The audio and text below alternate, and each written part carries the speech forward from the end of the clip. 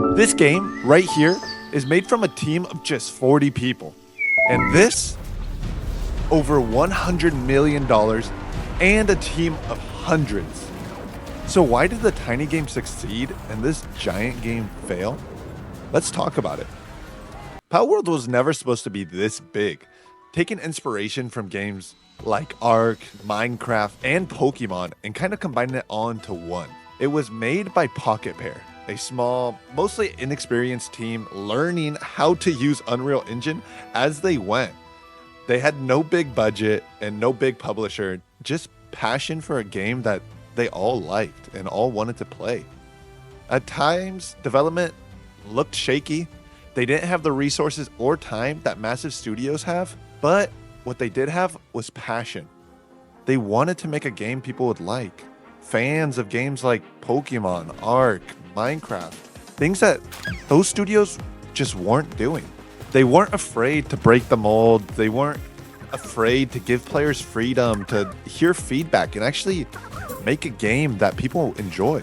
Pals actually do stuff. And normally in games like Pokemon, you love your companion, but he's not doing anything besides just being next to you. There's no task, there's no nothing, right? And in this game, it combines a lot of things from other games like base building, having to fight wild creatures like Ark, having wild creatures attack you. This game's not all just friendly pals walking around. It really does just have a mixture of a whole bunch of games that people wanted to play and see better things of. And the results, they'll surprise you. This game had millions of players and broke records on Steam for concurrent players, and a viral explosion that shook the entire industry. Not because it was perfect, not because it had the greatest graphics, the best, really anything, but it understood what players actually want from a game. It wasn't afraid to hear feedback and build on it, which is just something not a lot of big studios are doing. Even though they have the money, they have everything, they're afraid to break the mold. Let me tell you how one man's side project, built with no studio, no hype, took over Twitch and had every big streamer playing it. Lethal Company wasn't backed by a studio at all. It was made by one person, a solo developer, working with almost no budget and no marketing team. But what it lacked in money or marketing, it made up for it in creativity. Lethal Company is terrifying, unpredictable, and absolutely hilarious when you're playing with a group of friends. There's no cinematic cutscenes, no insane graphics, just pure chaotic fun, something that you can have a laugh with. You and your friends land on a creepy moon, scramble to find loot, and try not to die horribly.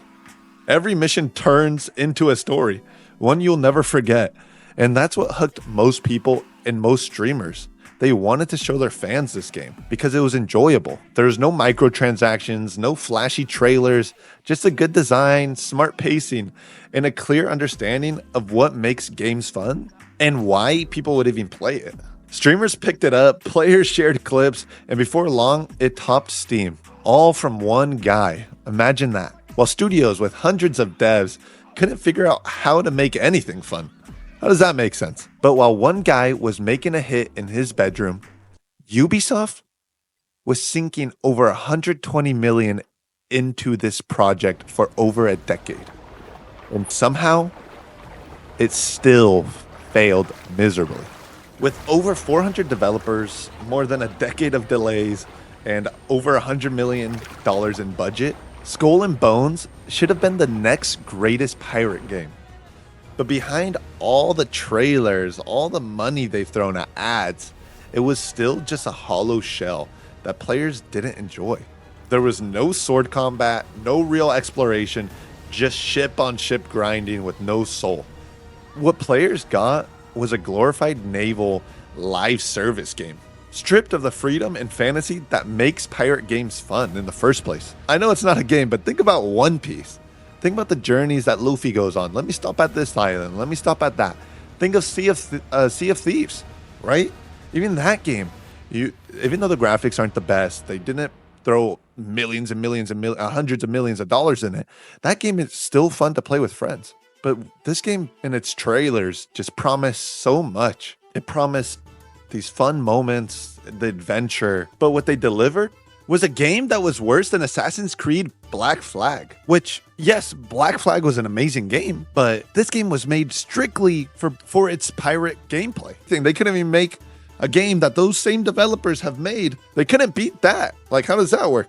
And all in all, what this really shows is it doesn't matter the amount of people you have working on your game, what studios are producing it, or even how much money you have to throw at the game's development. What really matters is the passion that you have for the game that you're making and respecting the people who are buying it. We don't want to see trash games. I love Ubisoft. I've been a big fan of a lot of their games, and I think they still make some good games.